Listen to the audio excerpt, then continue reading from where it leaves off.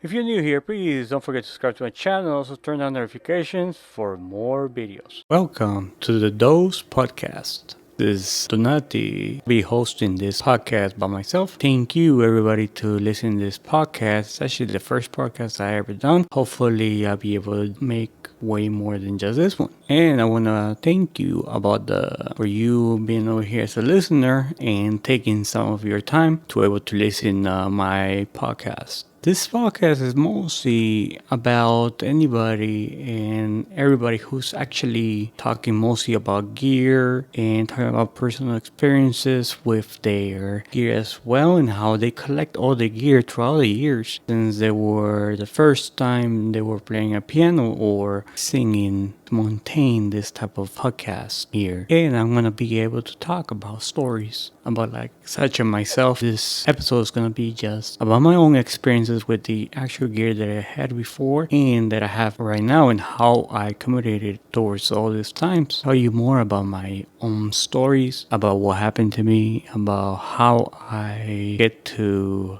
love this type of industry with all that I'm getting to is of my actual experience. So here we go. Alright guys, first time to go actually have a YouTube channel. It's called Those Reviews. I'm gonna put the link below and I also have new podcast coming up channel and YouTube as well. As a newly podcaster, I'm actually putting all those links below. Okay guys, this is actually how my story goes. I acquired gear since I was a really young age, around 13 to 14 years old. It didn't just begin just by adding gear out of nowhere. When I used to be like 13 freshman out of high school, podcast wasn't there during that time in back in 2002, 2001, somewhere around there. They had like iTunes where they had a mostly like different type of music and everything else. So one time actually during school time, I was actually listening to this guy called Tiesto. As you already know, he's a really famous DJ, but back then he was getting out with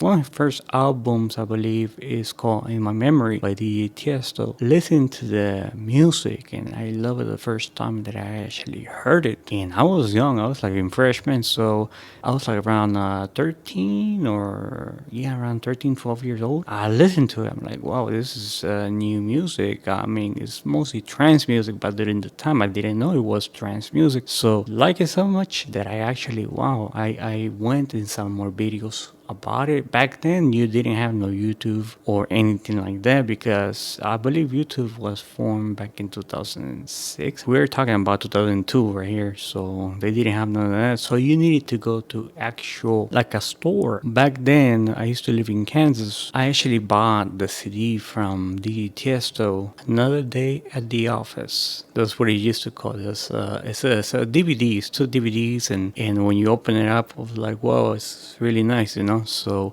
I put it on. It was a DVD back in 2002, 2003, somewhere in there. And then I saw it, and I'm like, wow. Because of course, like I said earlier, they didn't have no YouTube or anything like that. So I saw the DJ concert they had, and I'm like, whoa, I want to be something like that. You know, I have my actual purpose for life. You know, so I said to myself, I want to become a DJ. But first of all, those times, studio equipment was costing to the roof that time. Whatever, when I used to actually work from McDonald's, I saved all that I had. Throughout the months, I saved around $1,000 or $2,000. I bought my first Technics turntables, not the actual CD players, but the actual turntables, the 1210 MK5 from Technics. Beautiful turntables, each cost me $500 a piece, so $1,000. Somebody made fun of me that I actually bought $1,000 turntables without me having the car first. So I also purchased the Newmark DX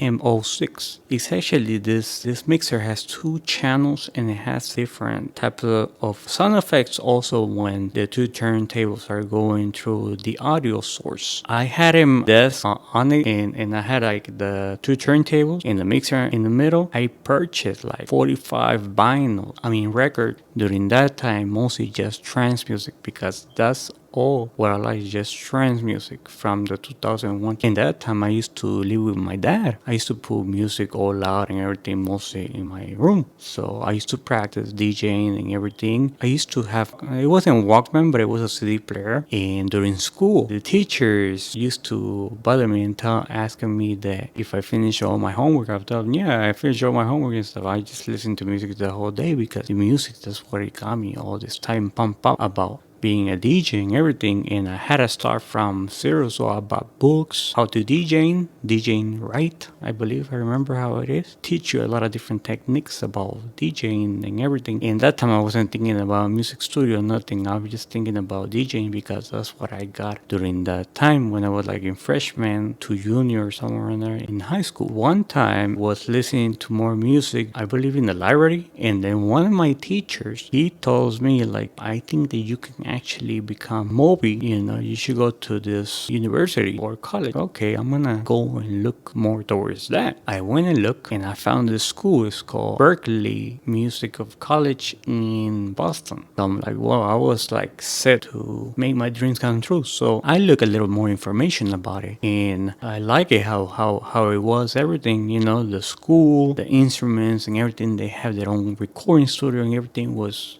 great, but the only thing it kind of gave me a setback is because of not going to that school because of the price. It was around $35,000 during that time. It was a lot of money at that time, and the money I didn't have, of course. Well, I'm like, oh well, I'm gonna have my techniques in my mixer and my vinyl and keep mixing. That's all I say, But this teacher told me I can do it. I could become Moby one day, so I was pretty hyped up. My dad used to actually work at this restaurant.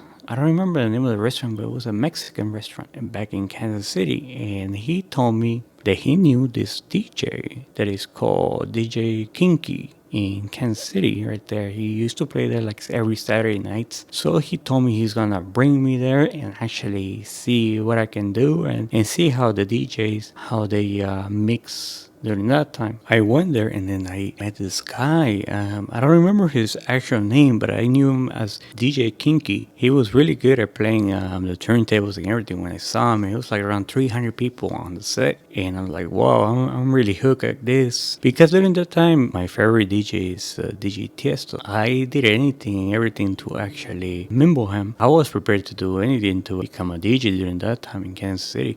So time passed, got to know more the DJs around there and the area and everything. I was getting a little bit older, around 16, 17 years old. When I was hit 17, around that time, I moved out of my house, out of my parents, and I hit up this Club NB. When I used to go in there, I used to say I was 18 and everything, and they just let me go in there, the DJs and everything. And one time, I got to play in that club in NB. I played there a couple of times a week, so I was making money during the time, In the terms of my turntables, I saw the gear that I had, the Technics 1210 MK5, just a mixer, the Numark mixer with the sound effects on it. That was everything for me. I had a big case I always took with me. I remember my black car, it was a Ford Pro GT. I had like a big luggage of the two turntables and the mixer. It's actually the first gear that I got into it when I was really preparing to do myself during music. Later on, I moved after I graduated high school. I moved to my mother's house in LA, and during that time I couldn't find work or anything like that, so I needed money pretty bad. So I did the mistake to sell my two turntables for like 70% of the price that I paid. So I sold them by a discount. It was back then when it was 2008, somewhere in there, and I sold both of my turntables, beautiful turntables. I should have just kept them because right now at the moment each of those turntables now it costs almost $35,000 to $4,000 each of those turntables, so it'd be like $8,000. It's kind of a lot now to actually go get them. That's one of the mistakes that I did. I'm like, wow. So after that, I really didn't do anything that it goes towards music or anything like that. I kind of lost around a couple of years after that because I was going through different homes here and there, living to different parts of LA and everything. I have a big resume where I used to live at before. Later on in the days, I actually actually got into again doing music